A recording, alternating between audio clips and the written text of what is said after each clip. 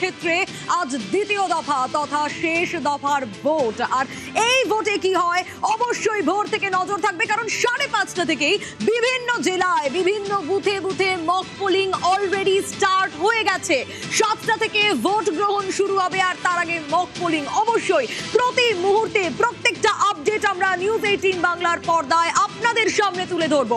142 আসনের নির্বাচন এবং দ্বিতীয় দফায় এই যে 142 আসন, মোট 7 জেলার 142 আসনের ক্ষেত্রে ফলাফলটা ঠিক কি ছিল যদি আমরা 2021-এর নিরিখে একটু নজর রাখি, তাহলে সেই পরিসংখ্যান বলছে বিজেপি দ্বিতীয় দফার ক্ষেত্রে যদি আমরা ধরি তাহলে সেখানে বিজেপির 18টি আসন ছিল, তৃণমূলের জেতা আসন ছিল 123টি এবং আইএসএফ এর জেতা আসন ছিল 1টি।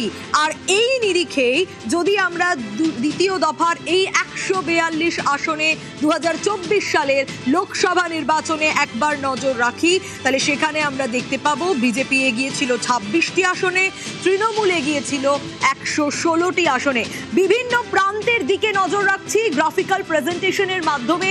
এই 7 জেলায় কিরকম ফলাফল ছিল সেটা দেখানোর চেষ্টা করছি 2021-এর বিধানসভা ভোটে এবং 2024-এর লোকসভা ভোটে।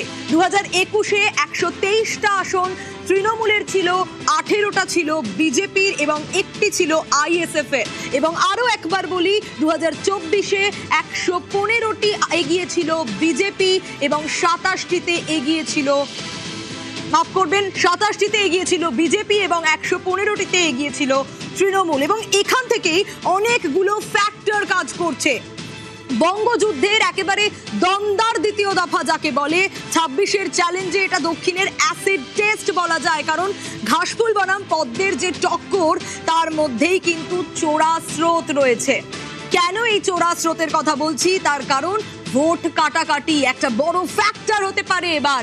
সেই ভোট কাটাকাটিতে কোথাও গিয়ে কি হাত কংগ্রেস তারা খাতা খুলতে পারে, বামেরা তারা খাতা খুলতে পারে, আইএসএফ কি ফলাফল করতে পারে, অবশ্যই তার জন্য 4 মে নজর থাকবে। কিন্তু বিভিন্ন প্রান্তের দিকে ইতিমধ্যে যদি আমরা নজর রাখি, ছবি দেখাই একটু আপনাদের, আরামবাগের ছবি দেখাচ্ছি, যেখানে অলরেডি বলছিলাম মক পোলিং স্টার্ট হয়ে গেছে।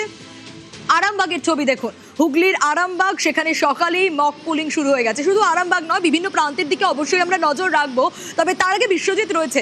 বিশ্বজিৎ, একটু জানতে চাইবো এই মুহূর্তে মক পোলিং কি শুরু হয়ে গেছে? তুমি যেই বুথে রয়েছো, কারণ বিভিন্ন জায়গায় 5:30 থেকেই মক পোলিং স্টার্ট হয়ে গেছে।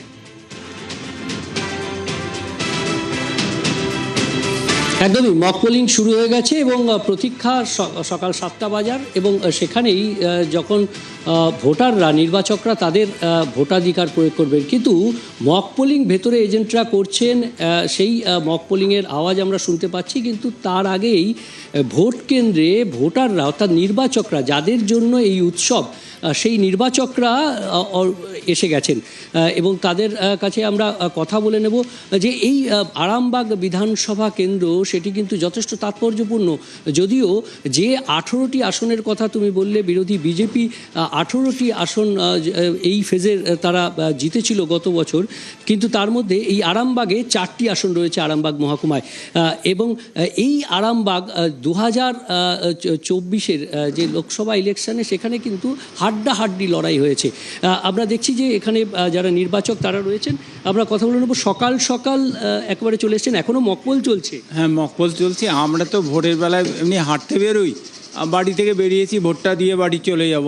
হ্যাঁ, আমাদের আরামবাগের এই বয়েজ স্কুলে কোনো অসুবিধা হয় না, কখনই কিছু হয় না, ভালোই লাগে, উৎসবটা ভালোই আমাদের ভোটের উৎসব। এবারে যেভাবে সাজোয়া গাড়ি, যেভাবে কেন্দ্রীয় বাহিনী, তাতে কি একটু অন্যরকম মনে হচ্ছে? হ্যাঁ, একটা নিশ্চয়ই নির্বাচন কমিশনের একটা যে ভূমিকাটা সেটা একটা খুব ভালোই, এবং মানুষকে স্বস্তি বা শান্তি দেওয়ার জন্য এই ভূমিকাটা আমরা মনে করব যে এটা ঠিকই আছে, অসুবিধার কিছু নেই।